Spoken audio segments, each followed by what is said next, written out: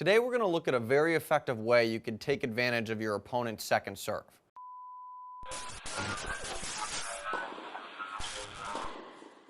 Most players make the mistake of not adjusting their court positioning in between their first and their second serves. Hero, for example, would just stand here, basically in the corner for the first and the second serve, not make any adjustment. That's very common. Well, Hero needs to understand that the second serve is kind of like a full count. I don't know how many of y'all have been watching the World Series, but most of the time on a full count, you get a fastball down the middle of the plate. So on the second serve, when the server has to get it in, we want to expect that fastball down the middle of the plate. For our purposes, that is a serve right down in the middle of the service box. And that's what we've got denoted here with these black lines. Remember, by the way, that the circle is the player, the stick is the side they're hitting on. This is a forehand for a righty. So we get that fastball, we get that serve down the middle of the court on the second serve. And what that effectively does is it shrinks the service box. The service box on the first serve is not the same as the service box on the second serve. And you might be saying, well, Will, what does that mean? Here's the service box, this white line. That's not the case, because if you have to get the serve in, then you're not aiming for the lines. And if you do, you're going to hit a lot of double faults. I mean, even the pros put the balls more or less down the middle of the court, down the middle of the service box, but at the club level, it's basically right in the middle. So we can shrink the service box to these red hashed marks now, and you basically just give away the outside there. And it's actually good if your opponent aims for that, because that's a low percentage shot. They'll probably double fault. So we're just going to shrink the service box, and what we're going to do is we're going to say, okay, here's the black line. This is down the middle of the court. Well, this is my fastball down the middle of the plate. So that's what I'm going to be looking for. And I'm going to set up so that when that serve comes, I'm going to be hitting my best shot. And for most people, that's going to be their forehands. So you can either just stand there waiting for a forehand, and of course you want to close in a little bit. But another nice play is to just move over as your opponent goes into their windup, into his windup, as Villain goes into the windup, so that maybe they're not expecting it. They don't know if you're necessarily going to cheat over and just try and go to town with that second serve.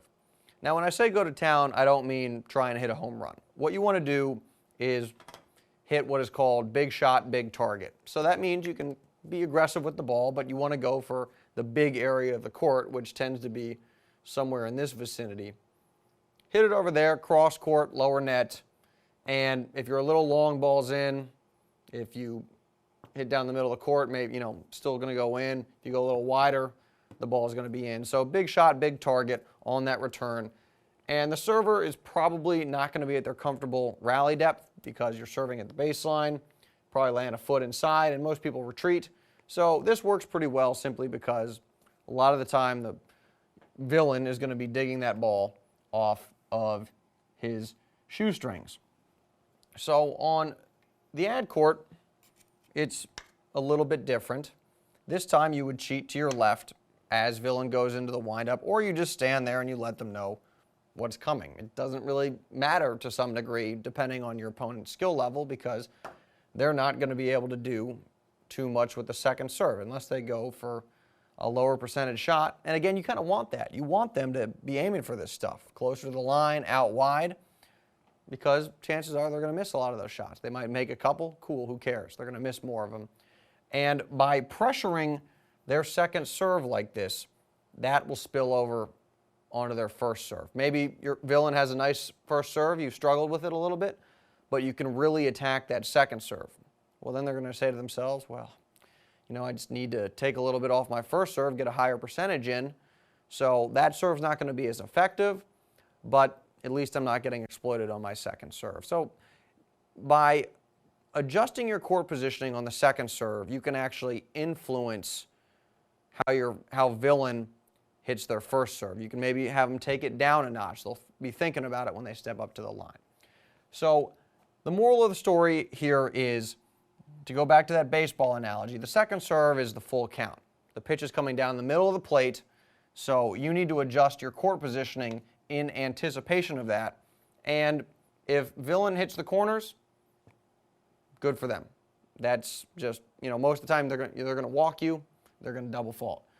Worst case scenario, second serve's working, they're hitting the corners. Well, then you can just go back to your first serve return strategy. Stand a little bit further behind the baseline, cover the entire service box. But you have to pressure your opponent on their second serves. You have to at least try it, see what happens. You can't just give them a free pass to start the point, because most of the time we know exactly where that ball is going to go, and it allows us to be aggressive, but be aggressive in a high percentage way, big shot, big target, and start the point on offense.